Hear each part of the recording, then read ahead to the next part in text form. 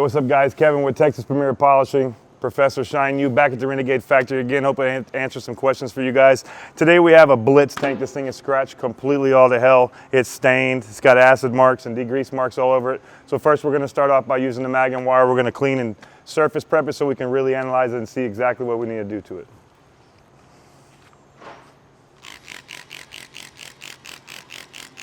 I want to get them all clean. Basically the reason why I do this, so I can see exactly what the surface looks like. I can analyze it. Do I need to sand it? What grit I need to sand it?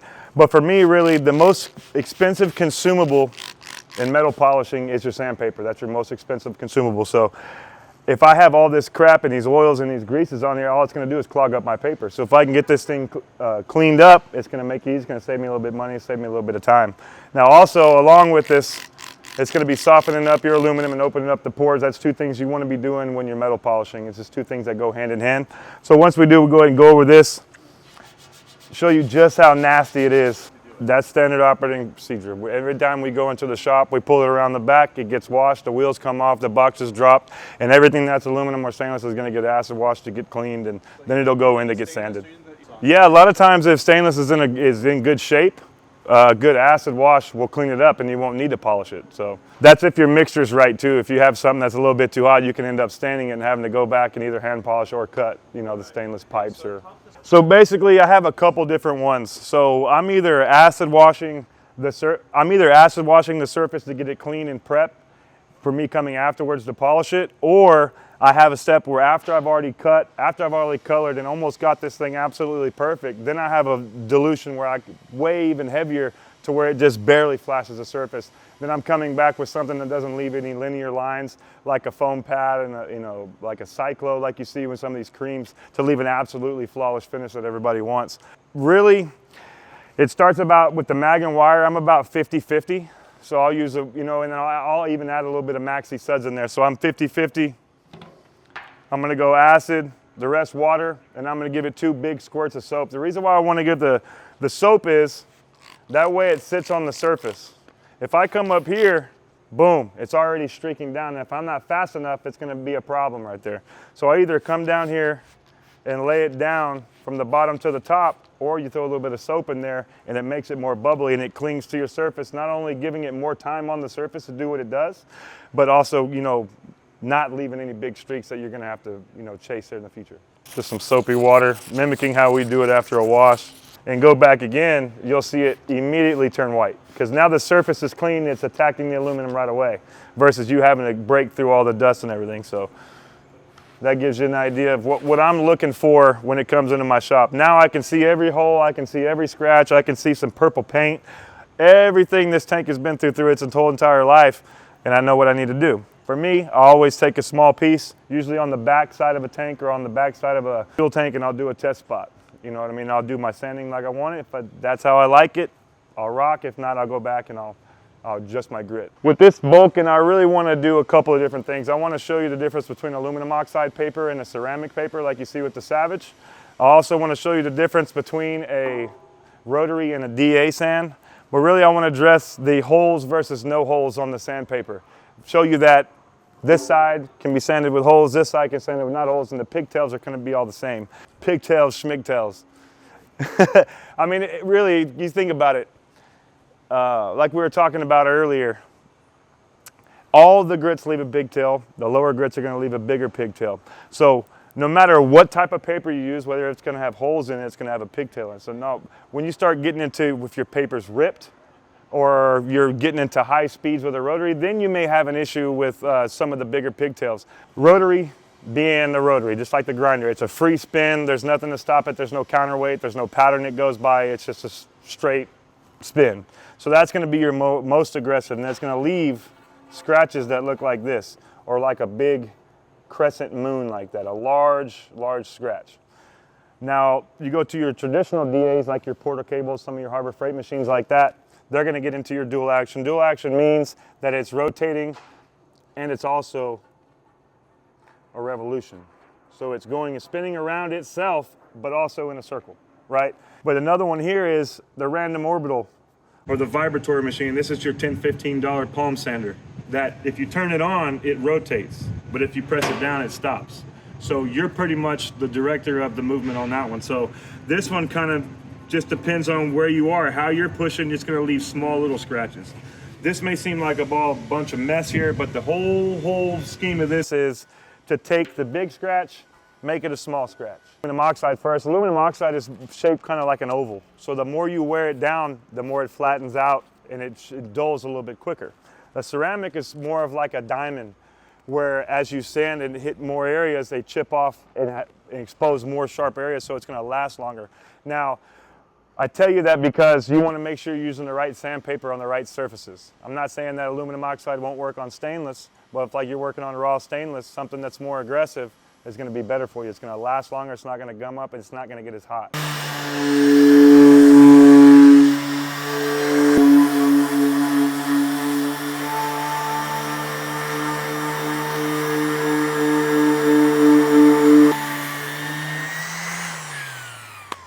So now you got the aluminum oxide with no holes versus that on the side here.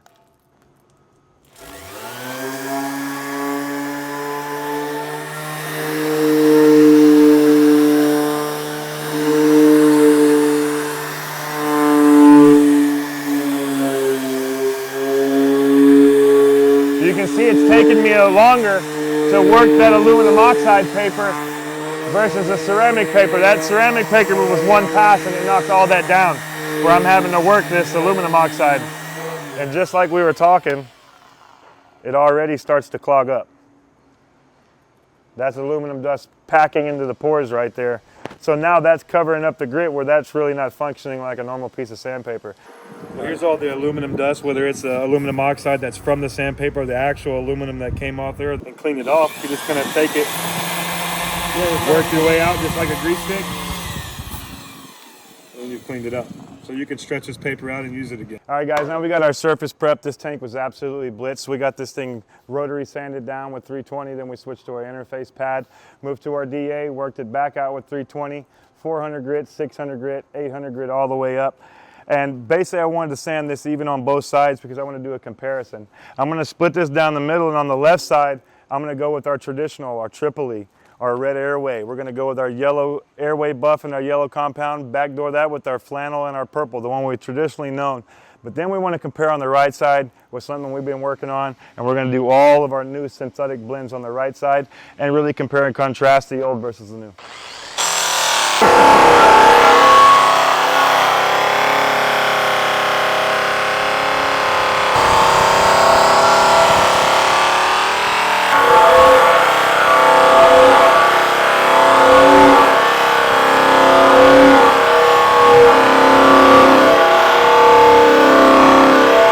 The first side we cut with the Maverick buff and the 121, our favorite Tripoli from Renegade. This time we're going to go with the new Q69. It's our synthetic blend, our cut, right over the same sand marks, and really compare the difference in the old school and the new school.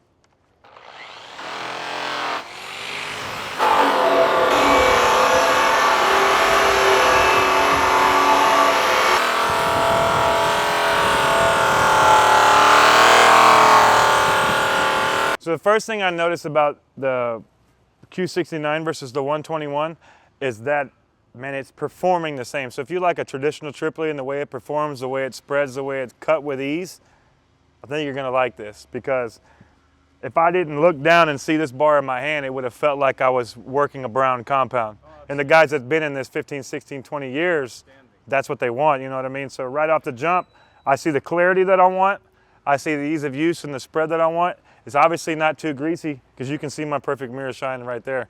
So the other thing I'm going to be looking at is when I get up here is it keeping it consistently left to right. You saw me cut all the way left to right, no problem, not even having to stop or rework an area. So that's what I'm going to be looking at for here.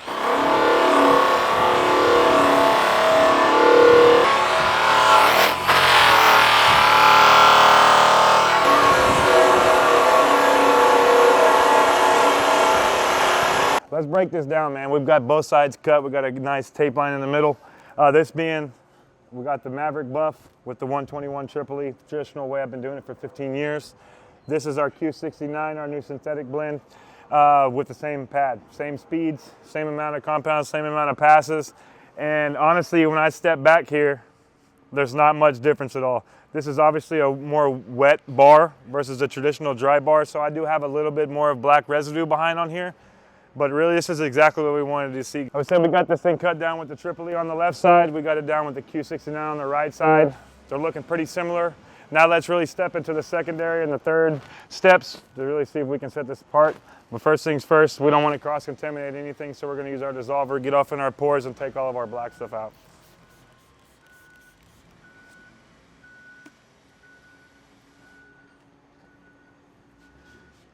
Solid black, pulls all the black out of the pores, pulls all the extra compound off.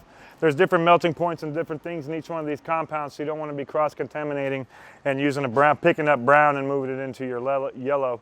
So now we'll go ahead between the secondary. I'll do my yellow and yellow here at 2200 RPMs, and I'm going to go yellow with our cherry bar on the right here and compare the synthetic blend. Now I leave my dissolver here to dry. I'm not going to really attack it when it's really wet, because then it'll start to break down the compounds and won't allow the compounds to do what they're supposed to do as you work your way up. So I let it sit there till it kind of hazes and dries, because when I do that, it leaves me a perfect example of where I'm at. It shows you kind of a cheat sheet to where you can see exactly what you hit and what you've not hit. So now I'm going to turn it down to 2200 RPMs. I've taken the aggressiveness down. I went to the yellow deluxe bar. I'm going to lighten the pressure up, and it's a gentle massage, just end to end.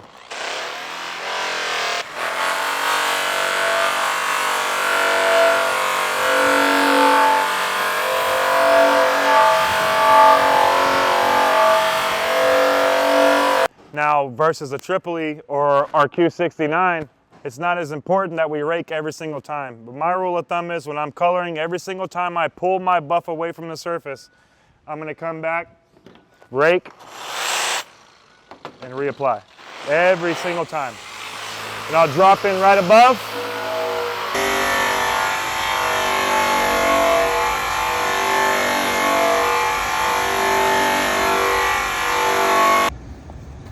All right, now we'll try the Wild Cherry against the Yellow Deluxe. 2200 RPMs, raking in between passes.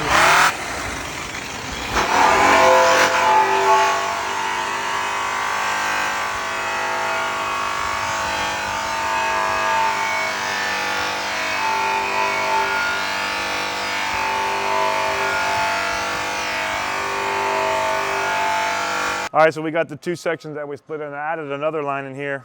I'm gonna run these top two with the traditional purple, then I'm gonna run these bottom two with the blurple bar that we're working on, which will be a newer bar. So you'll see it kind of with a blue color. But what we're looking for here is any color discoloration or any hash mark differences, anything that distincts one from another, and kind of compare and contrast them.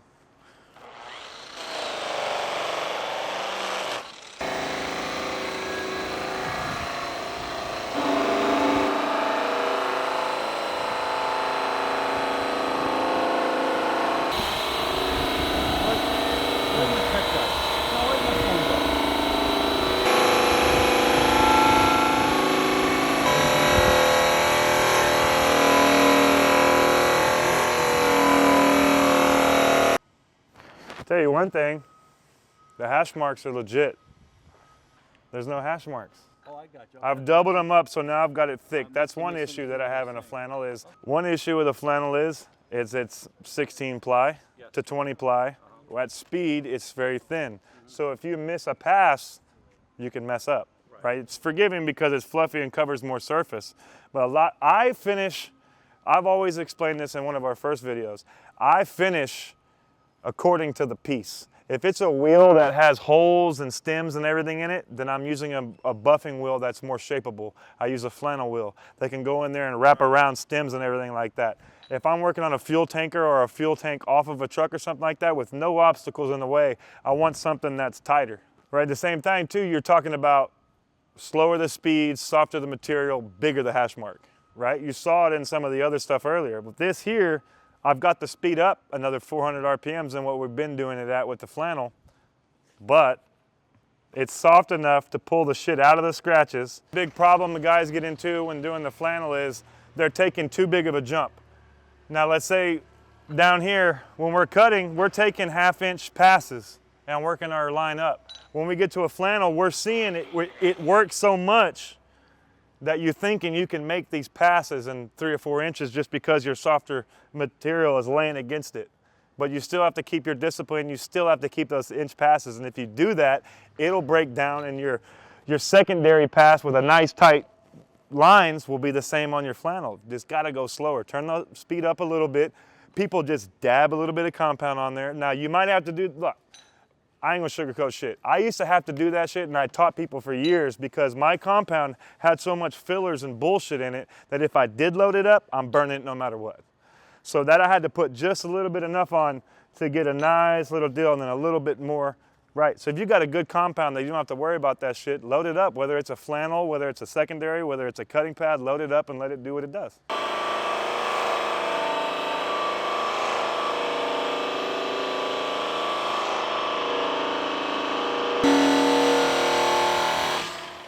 I think that one looked like that one looks like that one looks like that one, and those look like those. Been doing this shit for 17 years now. Right? I'm an old school tradition guy with the Tripoli. So that 121 I'm using now is what I've been using. You know what I mean? So to be able to step out of the box and get something to perform just like my traditional brown, for me it's an easy transition, like big time. Now what you're getting in the newer synthetic bars is the same performance, but you're getting more clarity. Now the goal is the highest clarity you can get at the end of the day. So if your first cut is giving you the high clarity like that, over the brown, even if it is slightly, you're getting yourself a little bit of a head start. I mean, what they're doing here is next level. Like I said, we stay ahead of the curve, we keep our ear to the street, and we get the feedback from you guys and try to address it in the lab. So hope this answers some questions for you guys as far as that. I'll pull this tape and really give you an idea. All it's gonna do is expose the original first cut underneath the cross. So you can see what the cut looked like versus the finished product. And I mean, you can't tell 1, 2, 3, 4 which one was used with what. They all have given you almost perfect results. And I'll tell you one thing about this wheel, that's really going to be a game changer because that's really actually doing some shit. This is a new wheel that's actually new to the market, a new material that I don't know, should help some of you guys out. Get some of those hash marks out of there and give you some of those super finishes like we get. So remember, trust the process, take your time, it ain't a rush, and get paid for the shit.